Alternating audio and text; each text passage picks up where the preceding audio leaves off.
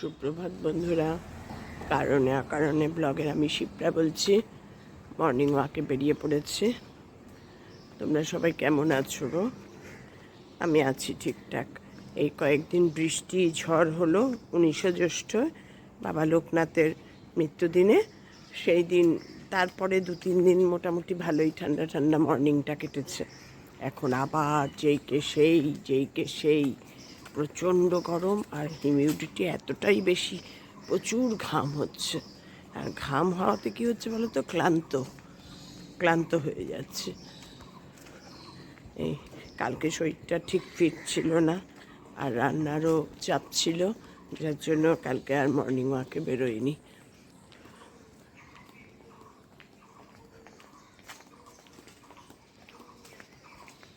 ভাবলাম আজকে একটু মর্নিং ওয়াকে বেরিয়ে তোমাদের সঙ্গে কথা বলি। কালকে মর্নিং ওয়াকে বেরোয়নি, রান্না বান্না করেছি প্রচুর করে, আবার ননদের বাড়ি গেছিলাম। এই কালকে মর্নিং ওয়াকটা স্কিপ করে এতগুলো কাজ সেরেছি। মানে এখন কোনো কিছু মানে করা মানেই কী বলো তো, কাজ সারা।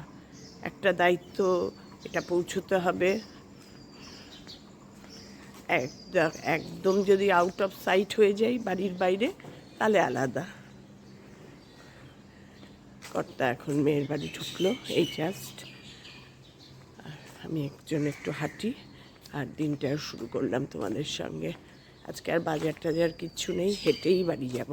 সবই আছে, দুধও নেওয়ার নেই, বাজারও করার কিছু নেই। বাজার করার থাকলেই না একটা চিন্তা, প্রচুর দূর তো এখান থেকে সাপুইপাড়া বাজার।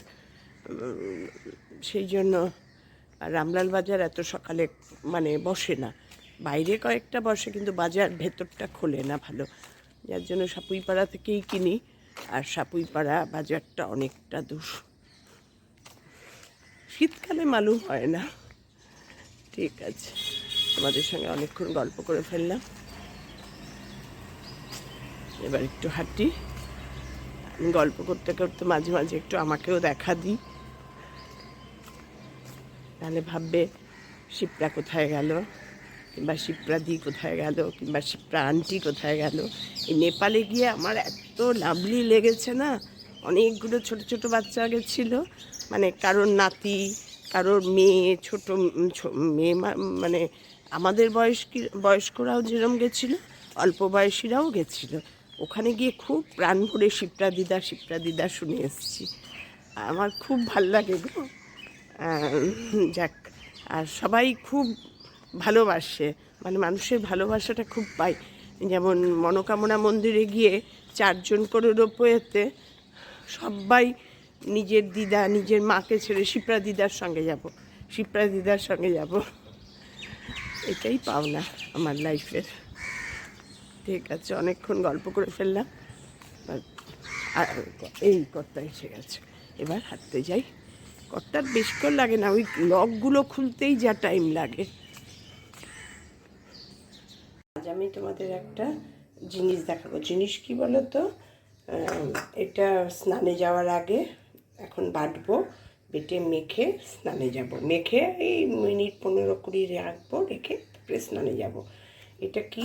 এটা হচ্ছে গোবিন্দভোগ চাল, একটু দুধ দিয়ে, কাঁচা দুধ লাগবে, কিন্তু কাঁচা দুধ দিয়ে রাত্রিবেলা ভিজিয়ে রেখে শুয়েছি, ভিজিয়ে ফ্রিজে রেখে দিয়েছি। যা গরম, নালে তো নষ্ট হয়ে যাবে, কাঁচা দুধ যেহেতু।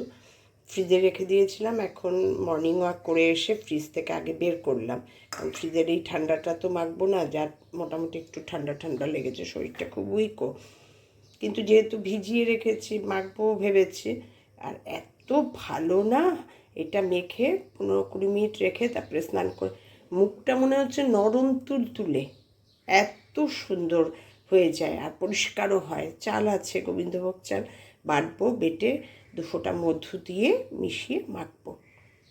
এই সবগুলো একটু করতে হয়, কারণ এখন যা আমাদের অবস্থা, তার মধ্যে এই যে হয়ে গেছে, একটু না করলে না একবারেই বুড়ি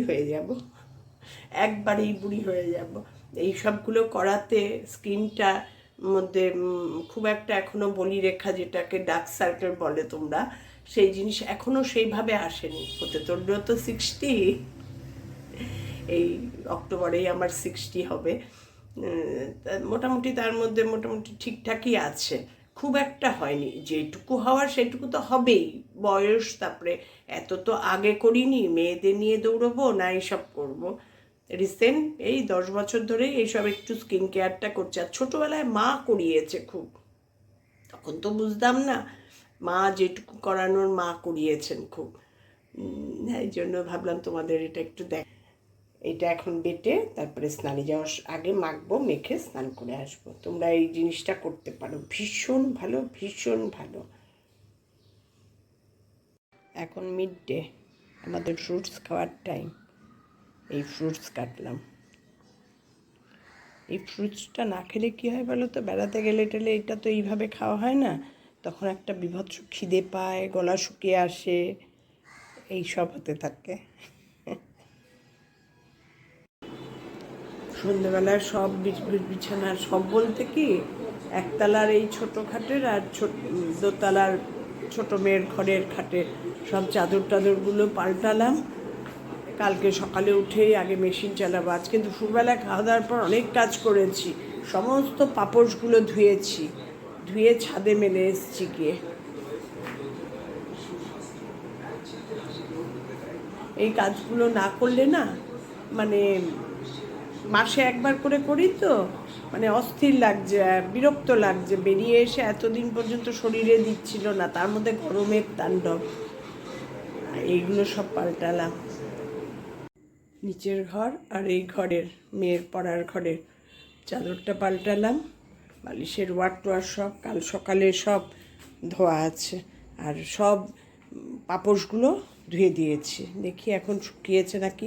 বিকেলবেলায় দুপুরবেলা খাওয়া দাওয়ার পরেই মেশিন চালিয়ে দিয়েছি, আমি পাপোশও মেশিনে দিয়ে দিই, খুব সুবিধা হয় গো, একদম ঝকঝকে পরিষ্কার। খাওয়া দাওয়ার পর মেশিন চালিয়ে একটু শুয়েছি, রেস্ট নিতে নিতেই আমাদের মেশিন কমপ্লিট হয়ে গেছে, গিয়ে বিকেলেই মেলে এসেছি। এখন দেখি গিয়ে ওগুলোর কী কন্ডিশান। এই সব করি ঘুরে ঘুরে। আর 10 তারিখ হতে চললো, গত মাসেও আমি মাসে একবার করে সব পাল্টাই। মেয়ের ঘরেরটা 10 দিন বাদে বাদেই পাল্টাই, কিন্তু আমাদের ওপরের বেড কভারটা থাকে, নিচের বেডশিটটা আমি 10 দিন বাদে বাদে, আর মাসে একবার করে বেড কভারগুলো পাল্টাই। এগুলো একটা বড় কাজ গো। এখন না একসঙ্গে 5টা 6টা চাদর মেলতেও আমি পারি না, যার জন্য দুটো দুটো করে সব পাপোশগুলো দুপুরবেলায় খাওয়া দাওয়ার পর মেশিনে দিয়ে দিয়েছিলাম। এবার দেখি শুকিয়েছে নাকি, সব মেলে দিয়ে গেছে, একদম শুকিয়ে গেছে, একদম শুকিয়ে গেছে। দেখো অবস্থা কীরম ড্রাইয়ের দিন দেখো। রাত্রিবেলা যখন ছাদ লক করতে আসবে তখন কর্তা সেগুলো সব তুলে নিয়ে যাবে। সমস্ত বাড়ির পাপোশ ধোয়া হয়ে গেল, একবার মেশিনে চালিয়ে দিলেই সব কমপ্লিট হয়ে যায়। এটা আমি সব সময় মেশিনেই ধুই। আজকে অনেক কাজ করলাম জানো না সারাদিনে। দুপুরে খাওয়া দাওয়ার পর মেশিন চালিয়ে পাপোশগুলো ধুলাম, চাদরগুলো পাল্টালাম, এই করে সব গোছানো কমপ্লিট হলো। এই বড় আর কি বলো তো, যত দিন যাচ্ছে না ভীষণ ম্যানিয়া টাইপ হয়ে যাচ্ছে, পরিষ্কার পরিষ্কার, নোংরা নোংরা, এরম একটা ভাব।